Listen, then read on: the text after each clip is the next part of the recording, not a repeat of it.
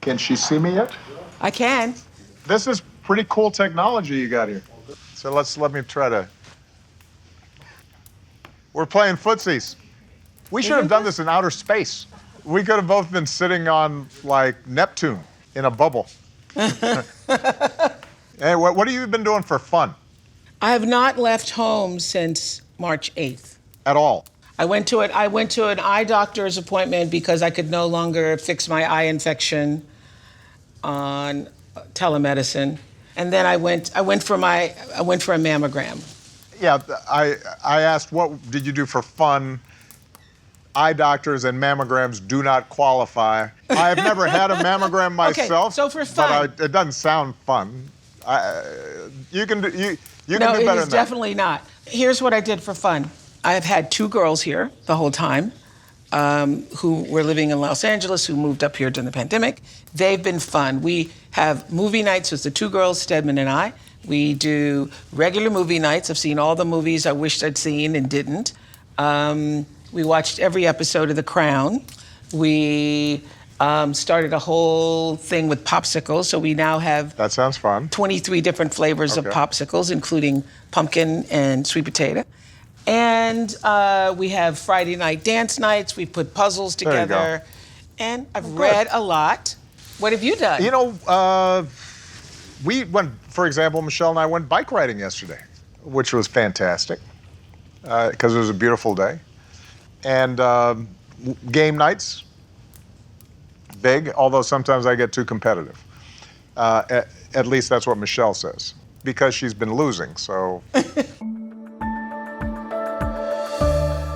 Hello, President Barack Obama. Hey, you, how are you?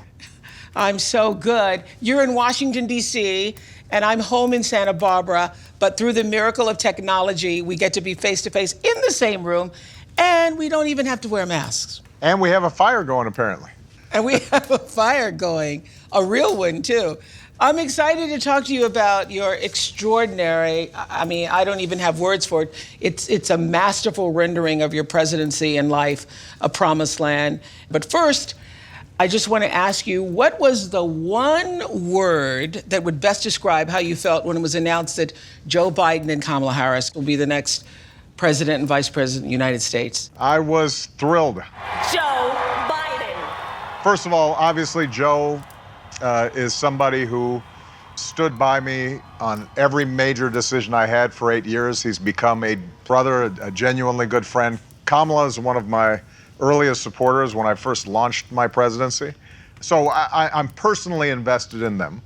And they have the character and experience, I think, to do an outstanding job in a very difficult time, a very challenging time in this country. But beyond the personal investment I have in them, I think this gives us a chance to get back to the kind of competent, caring government that we so badly need and that the world expects out of the United States of America. So it's not going to immediately solve every problem that we have because you have enormous challenges around COVID and the economic after effects. You've got long-standing issues like racial bias in the criminal justice system and rising inequality.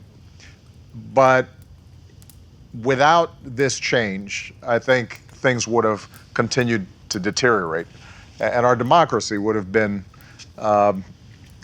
much more fragile. And I'm confident a new president and vice president are going to help us right the ship.